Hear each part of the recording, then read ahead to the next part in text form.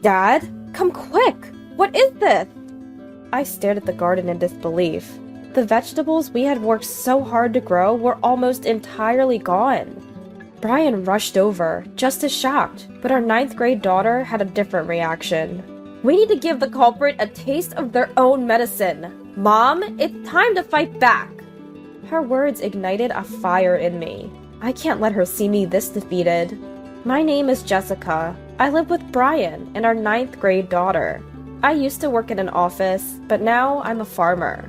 We took over my father-in-law's garden when he fell ill 10 years ago. Since Brian's mother passed away when he was in college, it's just been up to us to maintain it. We harvest seasonal crops like radishes, watermelons, and sweet potatoes. Surrounded by residential areas, our garden is one of the largest around.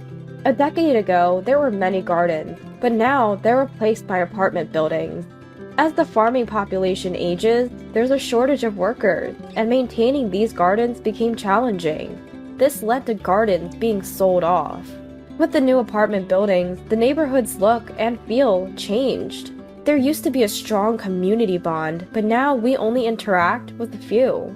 Even though we're not the community leaders, because of our sizable garden, the new Apartment Buildings Association head, a man named Anderson, came to greet us. I promise we'll make sure our residents don't cause any trouble for those who've lived here for years, he reassured us. It put my mind at ease, especially since I had seen groups of young people gathering near the apartment and was worried about security. But soon, my fears would become a reality. Jessica, our crops have disappeared again. Brian, who went for the morning harvest, reported with a sigh. Again? It can't be animals or birds. We must have a thief. Shouldn't we install security cameras? Distraught over the continuous theft, I suggested this. Recently, crops ready for harvest were frequently stolen. As an initial step, we put up a sign. It warned that any veggie thieves would be reported to the police immediately. However, the culprit either hasn't seen the sign or chooses to ignore it, as he doesn't stop his thievery.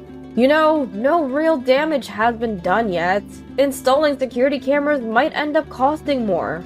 If the loss becomes significant, then we might have to reconsider. Brian ponders with a deep hum. Even if we consulted the police, it's not guaranteed they'd patrol daily. Without concrete evidence of theft, they might not even investigate. Suddenly, our daughter Emily, who was listening in, chimed in. It's so wrong for someone to steal the vegetables you both worked so hard to grow. If you keep turning a blind eye, it might happen again, and they could take even more. If you won't set up cameras, I'll watch over them, 24/7. Emily, always thinking of her family with a strong sense of justice. I recall when she was in preschool. That's when I left my job to help out on the farm. It brings back memories of little Emily. She used to be picky about food, but once we began serving our own veggies, she devoured them. It tastes great because you and Dad grew it! Hearing those words made me even more proud of my work as a farmer. For our excited daughter and our customers, I resolved to sincerely nurture our produce. Of course, I'd be angry if these cherished vegetables were stolen. You have important exams coming up. You can't be on watch. I'll make sure to keep an eye out instead. Upon hearing this, Brian said he'd join in. And so, Brian and I took turns guarding morning and night. The thefts often occurred near the roadside. We were vigilant, expecting the thief to strike there again. A week of surveillance passed, and during that time, no crops were stolen. In the end, we never identified the culprit, but the fact that the theft stopped felt like a victory. Maybe they gave up because you both kept watch. It's a win for you two. Seeing our happy daughter, both Brian and I felt joy. Honestly, that week was tough. Guarding late into the night, even in shifts, left us exhausted from harvesting. Finally being able to sleep soundly felt like a relief. Yet, a few days later, the crops were stolen again. Hey Dad! Come over here! What is this? I went out to the garden early in the morning and was left speechless. The crops that should have been there were completely gone. Today was supposed to be the final day of harvest. Losing the spring cabbages was a big blow. Both Brian and I were too shocked to speak. But our daughter, Emily, reacted differently. "We can't just stand here. Whoever did this needs to pay. Mom, it's time to fight back." Even though she must have been shocked as well, Emily was trying to cheer me up. I couldn't let my daughter see me in this pitiful state. A sense of determination rose within me. "You're right, Emily. We can't sit around feeling sorry for ourselves." We decided to install security cameras as our first step. If someone tries to steal from us again, we'll be able to identify them. But that wasn't enough for Emily. "Having a camera will prevent future thefts, but what about what's already been done? I can't let whoever made us sad get away with it." "I've done some research. Let's plant these bulbs. I bet if the thief takes them, they'll regret it." Angry at the thief, Emily showed me a photo on her mobile phone. It was a picture of daffodils. Daffodils? They're flowers, and they're toxic. We can't eat them, right? I couldn't understand Emily's logic, and I was left puzzled. The stalks of daffodils look like green onions, don't they? I've seen news stories about people getting food poisoning every year from mistakenly eating them. If the daffodils haven't bloomed yet, could someone mistake them for green onions? Listening to her, I understood Emily's plan. She wanted to plant daffodils near the green onions to trick the thief into eating them. We grow green onions close to the roadside, and there are daffodils near the entrance.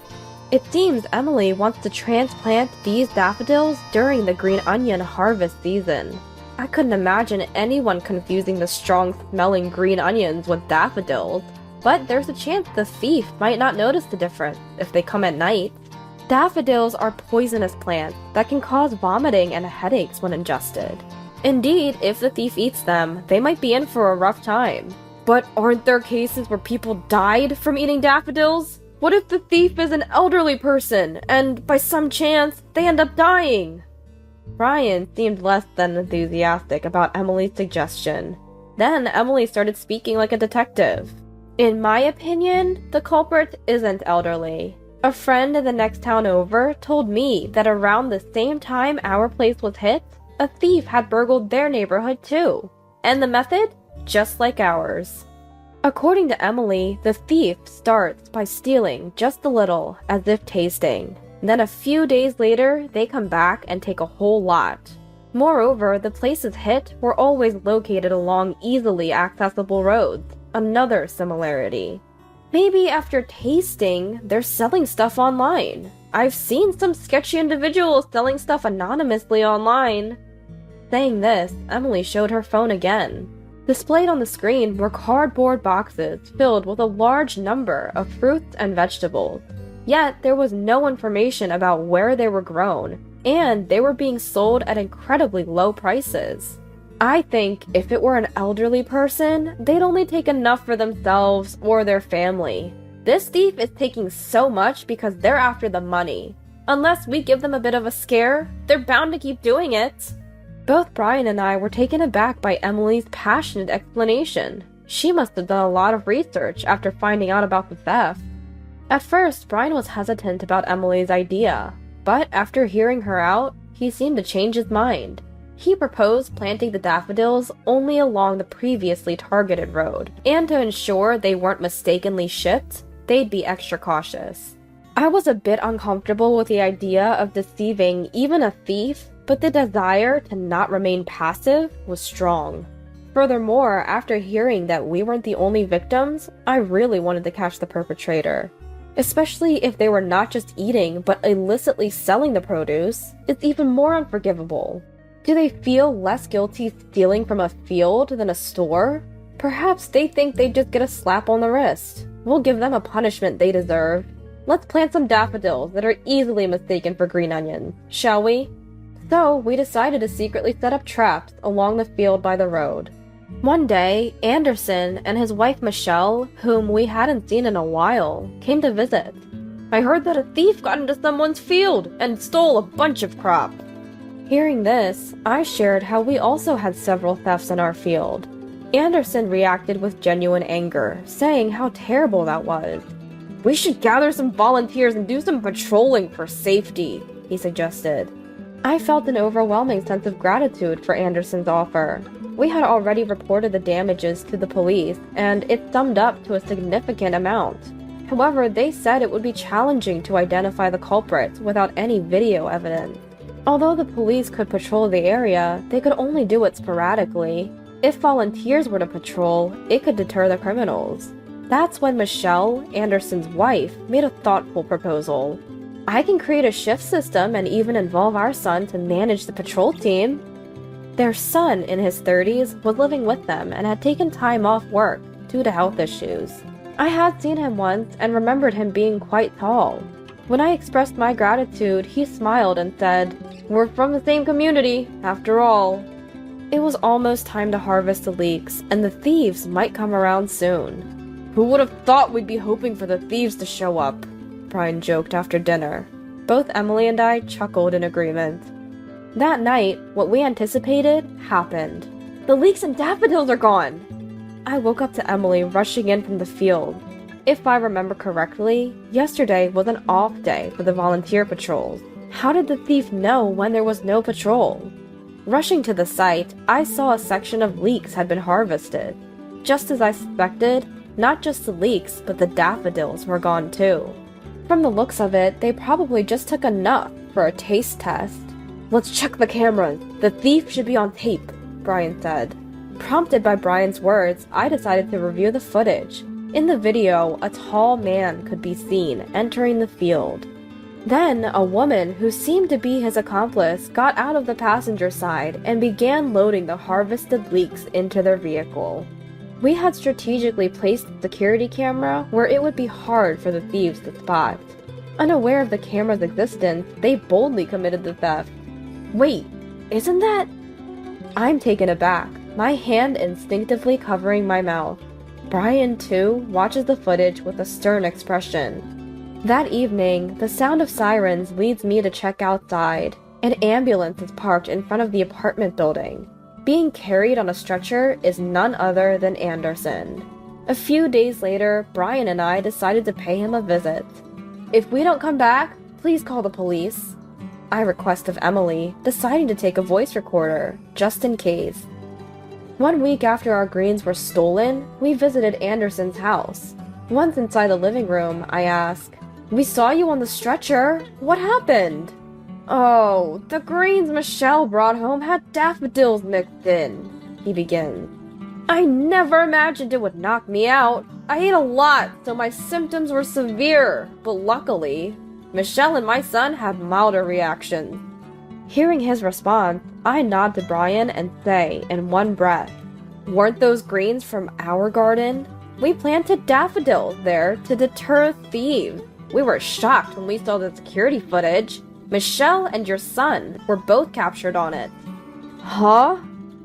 Anderson looks genuinely confused. The footage alone is solid evidence, but given they got food poisoning from the daffodils, there's no doubt someone from this household is the culprit. While we could have gone straight to the police, it was hard to believe someone as kind as Anderson could be involved. We wanted to hear his side of the story. His genuine ignorance suggests Anderson wasn't involved in the theft, which leaves Michelle, who is now trembling in the kitchen, as the prime suspect. "Have you been stealing vegetables and selling them all along?" Michelle, who oversees the patrol team, would know the best target, I suggest to her, noticing her clear agitation. There's no evidence that she had been selling the stolen produce, but Michelle's reaction confirms our suspicions. "So you're saying you were the one stealing around here?" Anderson, who seemed unaware of it all, shouted angrily. Seeing there was no way out, Michelle suddenly became confrontational. "Feeding people those wild onions on purpose is a crime! Besides, it's not a big deal if a few go missing. Someone gets to eat for cheap, so what's the harm?" I was pretty ticked off at such a ridiculous argument. "I only planted leeks and green onions in my garden. You stole and ate without permission. That's on you. Do you think veggies just grow on their own? We nurture them with care and love, and that's why they're delicious. Don't assume it's easy." Perhaps scared by my words, Michelle now turned her anger towards Anderson. This is all because you quit your job and took on that unpaid community leader role. I was worried about our retirement. I had to make some side money somehow. The idea that her side hustle was stealing was shocking. It seemed Michelle had threatened her son with eviction if he didn't cooperate. Thanks to the stolen veggies, they saved on groceries and made some extra cash. Michelle thought she could hit 2 birds with 1 stone. Hearing about stolen produce being sold without permission on the news, she figured she could do it too, and brazenly confessed. She hid the large amount of stolen veggies in a self-storage unit. That's why Anderson never noticed. This is clear theft. You can explain yourself to the police. Please, don't call the police! I beg you! She pleaded with me, but of course, I had no intention of not reporting to the police. Call the police, please! Anderson spoke with clear determination. Given your husband's consent, we'll take the security camera footage to the police. Now it was Brian who said that. Michelle was sobbing, uncontrollably. You should be prepared. They'll probably dig into other possible crimes you committed, I added, leaving Anderson's house. As we left, we could hear Michelle's distraught voice screaming our name. Curious neighbors began pouring out of their homes. Words like thief and police echoed from the doorway, so some of them had probably pieced together what happened. They whispered among themselves, pointing towards Anderson's door. What followed next? We learned from Anderson when he came to apologize and pay for the inconvenience. Michelle and her son got arrested based on the evidence and her own confession. However, it seems the son is denying the charges, claiming he was coerced by his mother. This incident has undoubtedly shattered their family bond. Anderson decided to divorce and left the apartment complex.